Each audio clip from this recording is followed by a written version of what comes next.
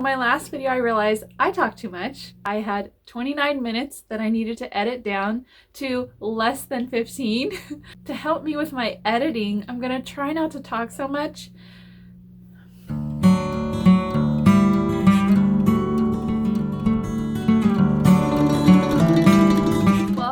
Welcome back. I'm Jen from Jen's House of Six.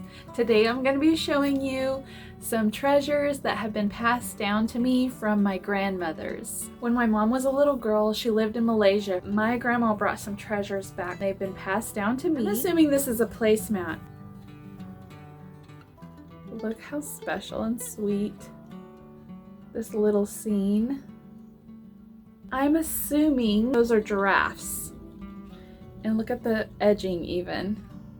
The back is all nice and neat. Good size. It also has matching goblet coasters. The goblet actually goes inside here.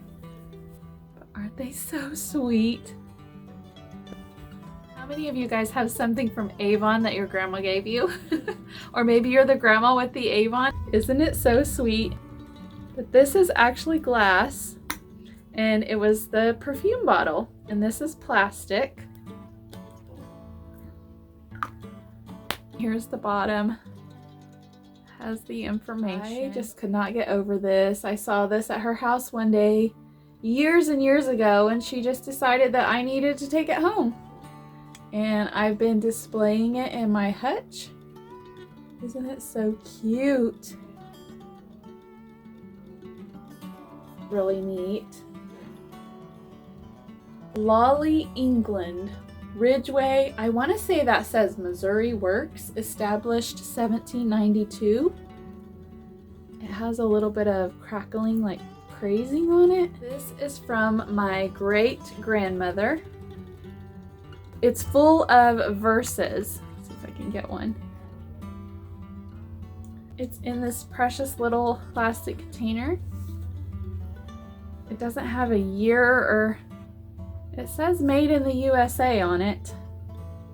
It's a very special treasure. I really need to leave this out on our kitchen table so that when we eat dinner, we can just pull out a card and read a verse. This is a good one. The angel of the Lord encampeth round about them that fear him and delivereth them. Psalm 34:7.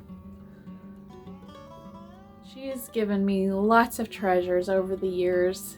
If I say I like something, it's really hard because she tries to send it home with me right then and there. And I'm like, no, Grandma, you keep it. I want to remember it here always. It's missing the wick, but I do believe it would work because this is all workable and this comes off and you can unscrew this and put stuff in it. It says made in Japan. I love the little scene on it. It's just so cute and dainty. Another item from Malaysia.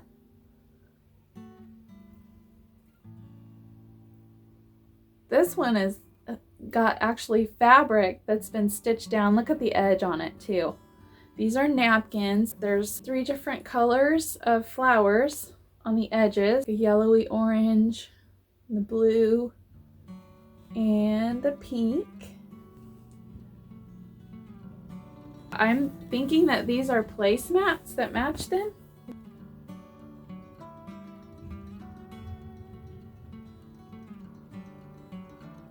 Look at the detail on the edge. The back is so neat too. The napkins kind of mix and match with it. I love hobnail. Isn't it so pretty? It's so heavy and thick. There's no date or anything on the bottom, but just the detail on this is just lovely. And it's a good size. Probably maybe a half gallon. While we're on the hobnail, she also gave me this. I think that this is a butter dish, but I'm not entirely positive. So if you know what it is, or if it's something else, then you can let me know. Isn't it just beautiful? The bottom is just flat. Has that little hobnail design.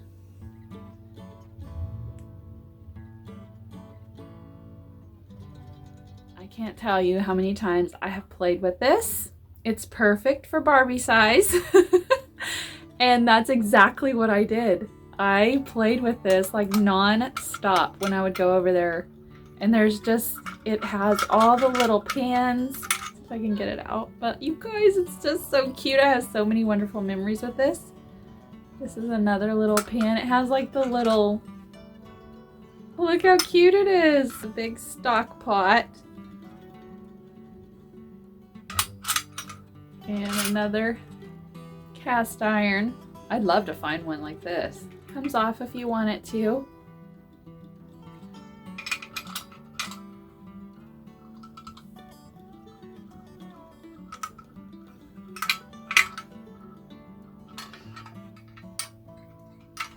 And you can take these off if you want to. I'm thinking that's what it's for. I don't really know. But these come off. I mean, you could actually put a little fire in it, I assume. The things that I want from my grandma are just, they might seem silly to other people, but I have so many memories with them. And this is one from my grandma Wanda, my Oklahoma grandma. This also came from Malaysia. And I love all the little chips in it.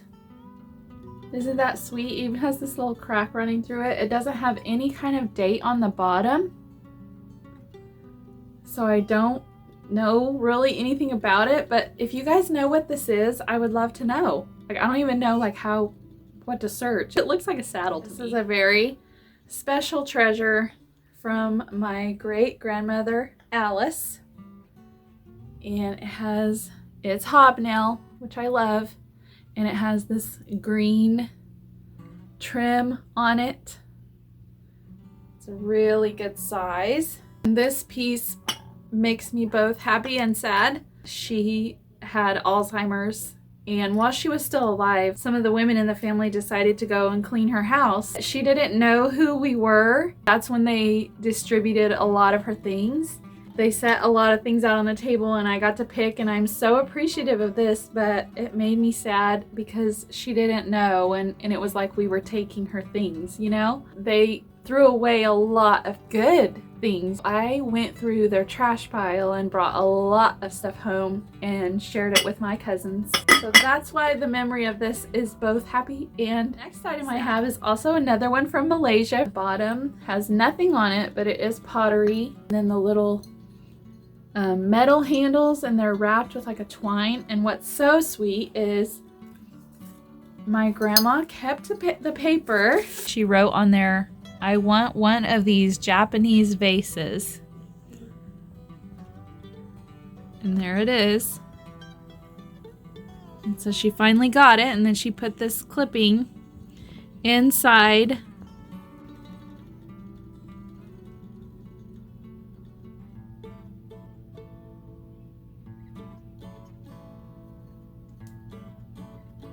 next item, and it's so dainty I have to keep it on this little plate. Isn't she just the cutest little dolly?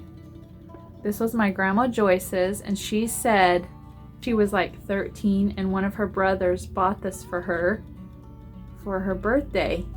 Look at the poodles, look at their little eyes. Are they so cute and dainty, and still the original thread holding, and this one has a different color eye. Her little dress is just so sweet.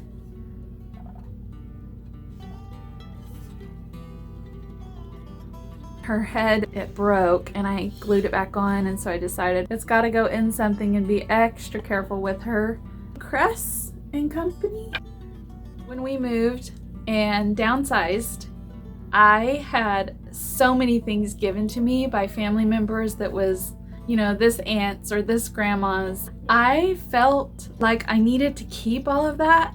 At the same time, I really didn't want to because I had no place to put it, and it was like in boxes, so I really couldn't appreciate it. So I went through everything, and I decided that unless I had some sort of memory with it, then I wasn't going to keep it. I wanted to pass it on to someone that would appreciate it more. I didn't want to keep it just out of guilt because it was just so-and-sos in the family, you know? I figured if I passed it on, just like when I find treasures at the thrift store and it becomes special to us and then it creates memories with my children, I want that to happen with those things that I felt guilt to keep.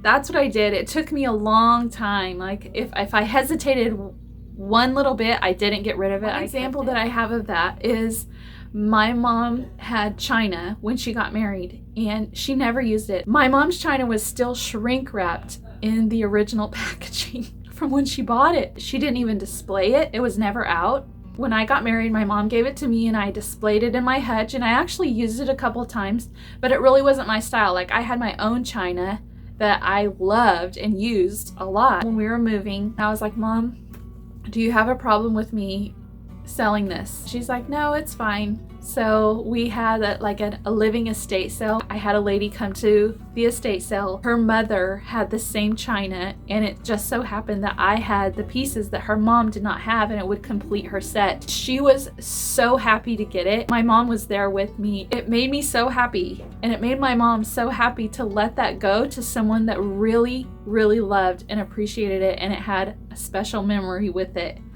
Like we didn't have, but she did. I just love that about thrifting and passing things on. That's why thrifting is so cool.